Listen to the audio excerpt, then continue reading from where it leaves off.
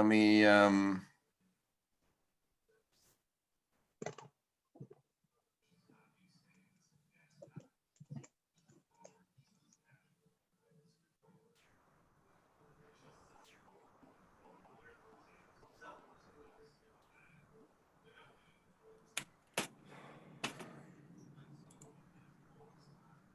okay.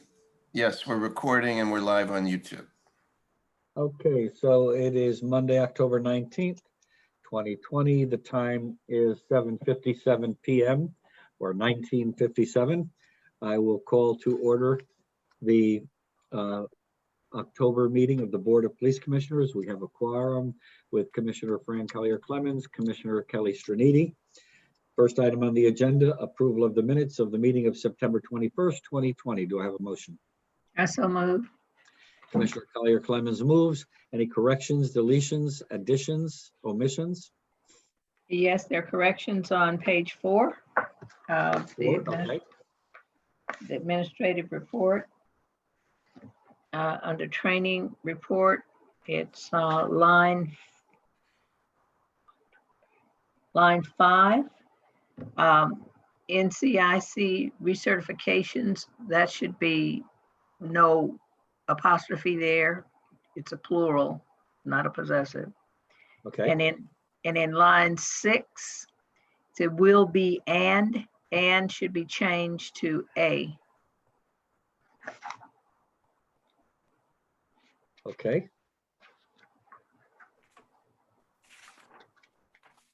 Any other corrections, additions, deletions? I just have a question about on page 7. Is that the correct spelling of Tejeda's name? I think it's T-E-J-A-D-A or something. Yeah, but I think that's incorrect. I think it's T-A-J-E-D-A.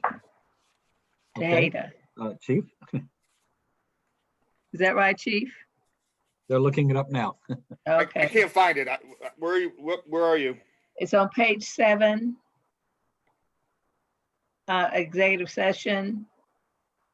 Tejeda. I just think that name is misspelled. I may be wrong. I think it's correct. Oh, okay. That's All correct. right. Great. Yeah, it's That's correct. all I have. Okay, Commissioner Straniti? Chief, Deputy Chiefs? All right, seeing none, all in favor of approving the minutes as corrected? Aye. Aye. Motion carries. Public comment. Do we have anybody for public comment? Mr. Nancy? If someone would like to speak, please raise your hand electronically or unmute yourself. I only see one person, Harold Corbin. No one is raising their hand, Mayor. Okay, very good. Okay, we'll close public comment. Operations report, patrol staffing. Mayor, can we before we do that go off the agenda for the Officer of the Month? Oh, okay, sure. It came, Motion to it go off came in the after the agenda. minutes, after the agenda was sent out. Okay, we need a motion to go off the agenda to discuss the officer of the month. I'll make a motion to go off the Made by agenda. Commissioner Straniti. All in favor? Aye. Chief, go Aye. ahead. It'll be Officer of the Month for Officer Brian Barrett. And this involves an incident on September 25th. You may have recalled reading about it. Just before 3 o'clock, a woman was driving on Strawberry Hill, was approached by an individual that appeared to be on some type of hallucinogen or PCP or something, who entered her vehicle and was starting to grab at her and her child. Officer Barrett was working an extra duty assignment nearby, saw some commotion there, went over, heard her screaming, ended up pulling the gentleman out of the car, fought with him, and with the assistance of 2 others that stopped. One was a retired officer from another department, and an unidentified person was able to get him into custody. He was charged with sexual assault, 3rd degree, assault 3rd, risk of injury, interfering, and criminal mischief as a result of this. And obviously, and as I said, it appears the individual was on PCP or something and just randomly went in and was grabbing at this female operator when she stopped for the light on Strawberry Hill. And Officer Barrett, without any regard for his own safety, and was working an extra duty assignment nearby, so in a sense wasn't completely prepared to respond to that type of incident, but did so and successfully arrested the person without any further issues. Outside of that individual being very aggressive with officers for a while, even at headquarters. So for that, we felt he definitely deserved Officer of the Month for September. And as I said, this came in very late in the month, and with timing, the agenda was prepared prior to receiving this. So that's why I asked to go off the agenda. Okay, well, thank you, and that's certainly worthy of this recognition. Again, just showing that our officers, more oftentimes than not, and many times people never hear about it, they go above and beyond and do those things that make us very, very proud. And certainly Officer Barrett responded in appropriate fashion and did what he had to do. Did we also, I think you said a police officer from another department and a Good Samaritan, did we ever identify them and send them letters of thanks as well? Or The Samaritan, no. The officer, yes, but I just got this the other day, so I have not had a chance to do that yet, but we will be. okay. Commissioners, comments? I think it'd be nice if we could track down the Samaritan. I don't know if their information's in the report, but to reach out to them too. That's a good point, Mr. Mayor. And again, I agree, it's very worthy of going off the agenda for this item and another time. And I could say I'm very proud of our department. They're out there keeping us safe. Thanks. Yes, I'd like to also say that it speaks very highly of the personnel that we have as officers. It also speaks well to our training for them so that they are always ready, regardless of whether they're on duty or doing extra work, to be vigilant of the surroundings and do all that they can to keep our citizens safe. We commend you. And just for the record, in reading the write-up, it was Darren Milligan is the retired Trumbull police officer that assisted in the apprehension. And I don't know if we'll be able to identify the third person based on what I'm reading. Well, it was really great, and we appreciate that. And thank you for bringing that to our attention. Okay, next operations report, patrol staffing. Good evening. For September 2020, we had 178 sworn personnel, 3 patrolman vacancies. Sworn personnel used 174 and a half sick days, down to 20 and a half workman's compensation days. 2 officers were on extended workman's comp. Detective Bureau for September 2020, a little bit slow in activity, but they did have 2 significant incidents. A shooting on Woodward Avenue on a Sunday afternoon, and they also had a robbery at Flaxhill Park. It was later determined that the same group of individuals were responsible for both crimes. So once they were identified, warrants were applied for, and officers from the Special Services Division arrested them. We're down to 14 burglaries in the month of September, so that is down. We have had a recent spike as of late, but in September it was slower than normal activity.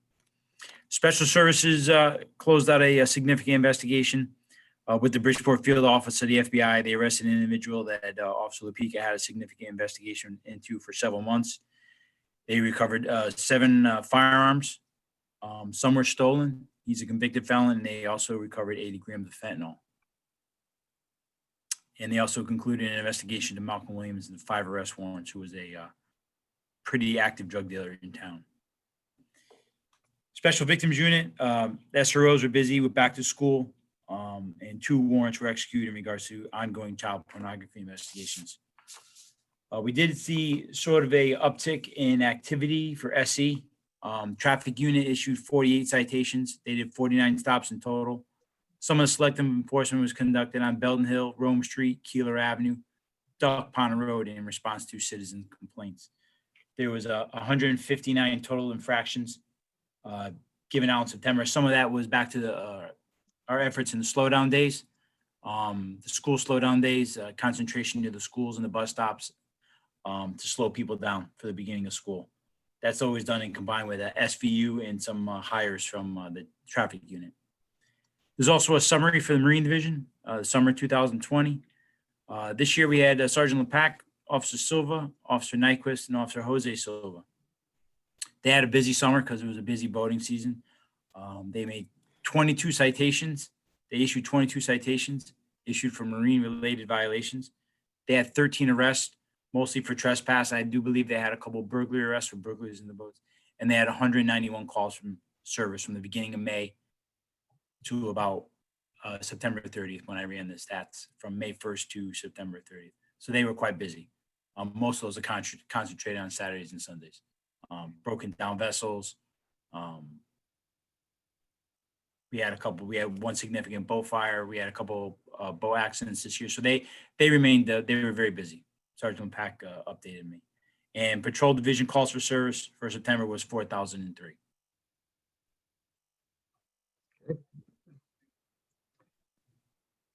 Any questions for Deputy Chief Walsh? Okay. Administrative report, Deputy Chief Secca. So we're finally back to in-person training. So we've started some of the review credit training that's been on hold for months with COVID. That was the domestic violence and human trafficking. We had multiple classes of each go through. We had our normal monthly ESU training. Additionally, good amount of firearms requalifications, low light and use of force training. And a little bit of legal updates and NCIC recertifications. The one significant thing is we did hold a supervisor training on many of the, de-escalation and things related to the police accountability bill. And leadership. So, and then also some resilience training for them. So we did half of the supervisors at the end of the month, and then the other half of the supervisors in the beginning of this month. So that was, we had attorney Eric Daigle come in and provide that training, which was very useful. And then Silver Hills Hospital did the resilience training. Additionally, this week we although we have the noise meter training is finally starting. So you'll see that for next month's report. That had been on hold based on COVID. We could not get the instructor, the person who had assisted with the writing of our ordinance. The college that he is affiliated with would not let him travel out of state due to COVID. So that had been on hold. We're actually doing the majority of the training via Zoom, and he will be up the end of the week to do the practical skills part of it. And then we'll also have a couple of officers getting recertified in fair and impartial policing that train the trainer classes.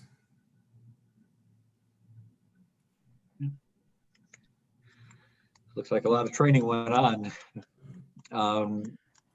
Commissioners? Okay, thank you. Next item is the personnel matters, tuition reimbursement, Sergeant Joe Dinho. I have a motion to approve and then open for discussion.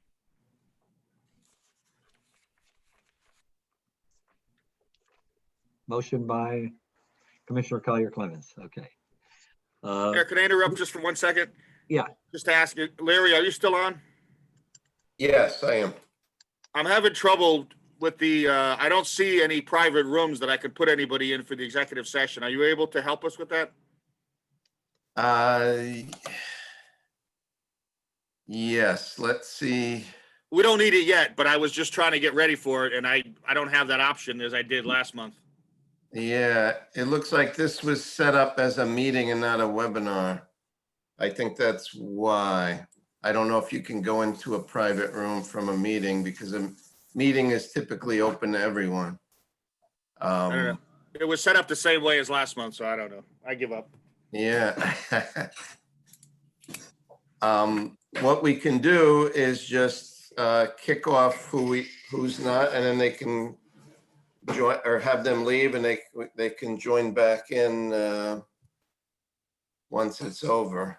Yeah, and you'd have to take us off of YouTube as well. Right. Yes. Yeah, okay, that'll work. All right, thank you, Larry. Okay. Yeah, Okay, we'll I apologize. yeah. All right. So now we have the issue of Sergeant Joe Dinho. Commissioner Collier Clemens has moved the item. Chief? This is a reimbursement for his class, Ecology and Environment, for his associates in criminal justice from Columbia Southern. It was approved the class was approved in September of 2017. Yep. All the paperwork's in order for reimbursement of $337.50.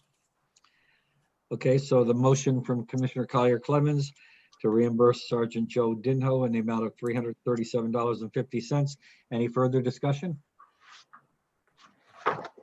All in favor? Aye. Aye.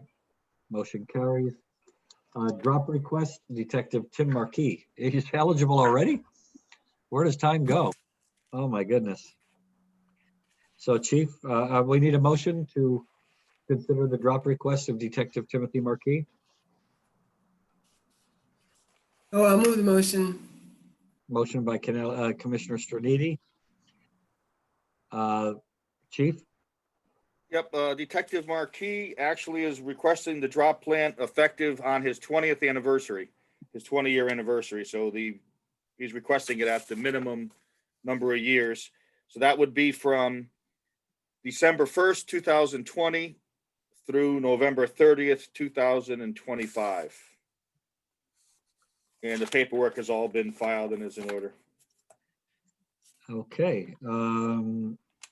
It's been moved by Commissioner Stronidi. Any further discussion? Other than the fact that I can't believe how quickly time goes by. I think Detective Marquis came to us from where, Bethel? Yes. It seemed like just yesterday, but a lot of things do. Any further discussion? All in favor? Aye. Aye. Opposed, motion carries. Retirement, Officer Timothy Blasco, Chief. Motion to discuss I move. by Commissioner Collier Clemens, Chief. Yep, Officer Velasco, if you recall, came to us from the NYPD 11 years ago, and he informed me on Tuesday that he will be retiring effective Sunday, November 1st. So he'll be leaving us after 11 years of service. Okay. And it's more of an informational item, actually, I guess. Yeah. Do you know if he's vesting or if he's? Yes, he's going to vest he'll have 11 years into the pension plan. He's going to vest. His reason, I spoke to him and he said that based on the current climate and the state, the legislature's actions, et cetera, he felt it was time for him to go, and he's decided to leave. And where is he going? Does he going to another department? No, he's just leaving. He's just leaving police work. Okay. I don't think we have to vote on that. No, just informational, but also another informational item that's not on the agenda, just for your information. Officer Crawford, Brent Crawford, who came to us from Orange Police Department about 3.5 years ago, I think now. He informed me that he is leaving, again, for the same reasons. He's going to Florida, and he's taking a position with the Port St. Lucie Police Department effective sometime later this fall. He's leaving us. I'm sorry, he's starting there October 26th. So he gave us a 2-week notice, which was fine because we can't replace him right now anyway. Yeah. He was an excellent officer. I'm sorry to see him go. I had a long talk with him. He again, cited the same reasons as Officer Blasco for leaving Connecticut and is going to Port St. Lucie, Florida, where he has some family there. Okay. Okay, next item, informational item, complimentary letters, Chief. This is for, this was a letter received from the attorney of the victim. If you recall, there was an incident at the hospital where a female was sexually assaulted while there was a Right, yeah. patient there. And the attorney for her sent a letter thanking Detective Fitzmaurice for his outstanding work handling the difficult situation that, with that entire case, and wanted to point out their thankfulness on behalf of the family in that case. That was the first. The second is from Rod Katabi and Alina Reynolds from the Grace Farms Foundation, thanking Sergeant Galino. She assisted in presenting a seminar on domestic violence through the Grace Farms Foundation, and they wanted to thank her for her excellent work. She's done a few different things with them. And then this came from just an anonymous email titled Grateful Citizen, and just thanking the department and the officers for their outstanding work, and just thanking us and saying that we were appreciated, which was nice. And I don't, again, anonymous, Yeah, I it see was that. from a Grateful Citizen 746 at Gmail. And it's always gratifying to get these kinds of nice letters, and I get them all the time, people complimenting our police department, our fire department, for the job that they do. And it's always gratifying. And it's gratifying to see that I get many complimentary comments, letters, emails, and so forth, whether I'm out on the street, whether I'm in my office, or whether it's a telephone call, and just from a grateful community. So the police officers certainly need to be told over and over again how much the public appreciates what they do. Okay, any questions or comments from the commissioners? No comments for me. Okay, now we need a motion to go into executive session. And I move we go into executive session. okay, for the purpose of disability request, Officer Kelly Hollister, who I see is with us, as well as staffing review. So Larry, if you could take us off of YouTube.